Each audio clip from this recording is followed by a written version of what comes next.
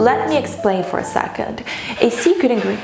My automatic air freshener thing just went off and completely threw off my train of thought. Choo-choo. But a secret ingredient is essentially an unexpected ingredient or a little twist that goes into a recipe and adds a unique flavor or texture, or basically just a hint of creativity to a recipe, and it's something that just by tasting a given dish you wouldn't expect to be in there. And that is one of the things that I really love about vegan cooking. It opens up the possibility of using familiar or maybe slightly basic ingredients, but in more creative ways that really takes dishes to an entirely new level. Okay, I think that the best way to kind of display this concept is through a practical demonstration. Recipe number one is going to be a vegan mac and cheese that's made entirely out of vegetables and lentils. So typically vegan mac and cheese uses cashews, which is something that you may have seen before, but I wanted to kind of step up the challenge a little bit, and the use of red lentils really helps to create that creamy and rich and comforting texture. Okay, to start with, I have a cup of red lentils, and I'm just going to cook those until they soften, which should take around 15 minutes. Now I am just going to roughly chop a carrot, and I am also going to prepare a large brown onion. A frying pan over a medium-high heat, and I'm going to add some good quality olive oil.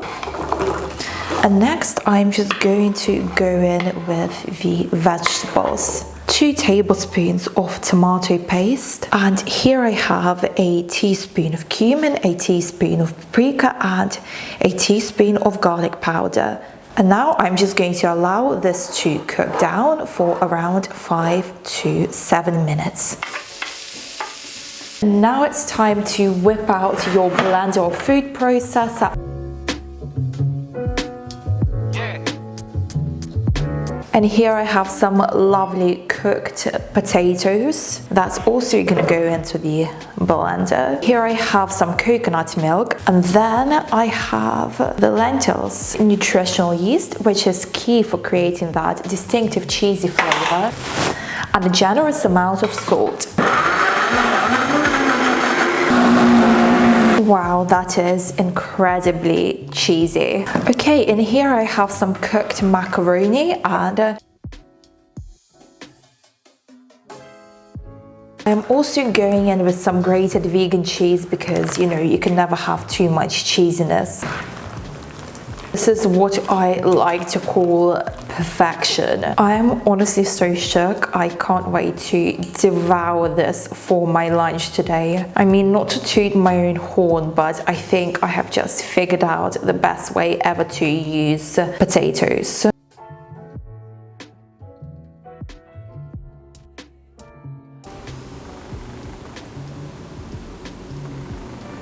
It's cheesy, it's rich, it's incredibly delicious. Next, we have more savory deliciousness. More specifically, we are going to make mini quiche cups. These are so perfect for a snack or an appetizer, or even as a savory dessert. I don't know, maybe we should make that a thing. I have decided that savory desserts are a thing from now on. The secret ingredient here is going to be chickpea flour, which is flour made out of chickpeas, and it's so versatile. I love using it to kind of recreate the flavor and texture of eggs in veganized egg-based recipes. Here I have my trusty little saucepan, and I'm just going to add some vegan butter, a yellow bell pepper and an onion, now some paprika, and I'm going to cook this down until the vegetables soften.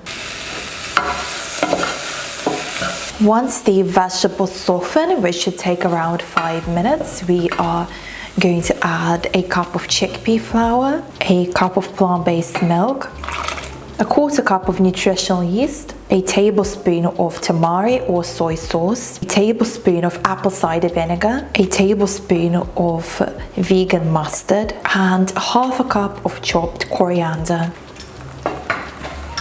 To start with, we are going to add olive oil to our mixing bowl. Then we are going to add half a cup of plant-based milk, half a teaspoon of salt, and gently stir that together. Now we are gradually going to add a cup of all-purpose flour,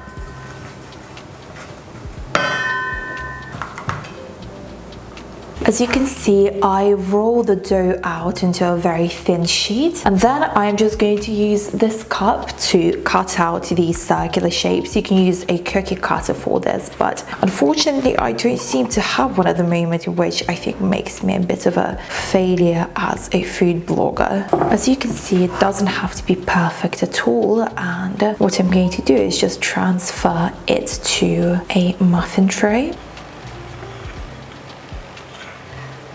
And now I am going to add around a tablespoon of the filling in the center of each of the cups. And as a little finishing touch, I am adding vegan cheese, because as we established already, the more cheese the better. And now what I'm going to do is I'm going to place these in the oven at 180 degrees Celsius, which is 350 Fahrenheit, for 15 minutes.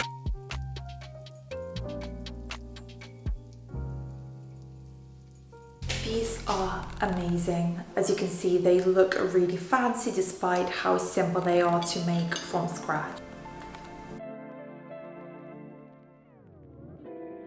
Okay, I know we had a bit of an outfit change, but I'm filming on a different day, so just bear with me.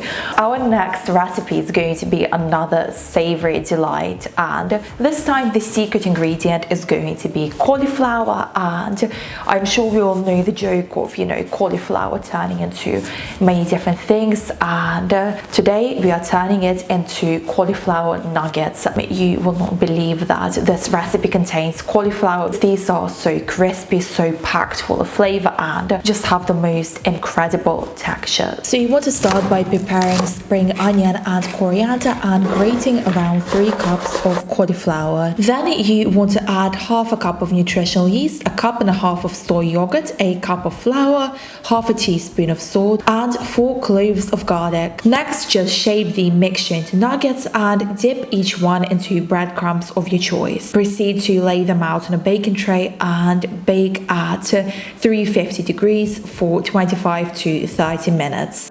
Okay, so here I have the delicious cauliflower nuggets, and as you can see, I am serving it with some tahini pasta and some mashed avocado, and oh my god, I am so excited to dig into this because yum speaks for itself, I would say. Okay, up next we have actually a sweet recipe, which is going to be a smoothie bowl that is very chocolatey, very decadent, and here the secret ingredient is silken tofu. By itself, silken tofu is very neutrally flavored, but it's so good for blending into different things such as smoothies in this instance, and it's great for creating that silky smooth texture. And I'm sure that if you're a fan of smoothies, you are going to love this one. Okay, here I have all of the ingredients for the chocolate smoothie. As you can see, it only requires 4 and 4. I actually can't do maths.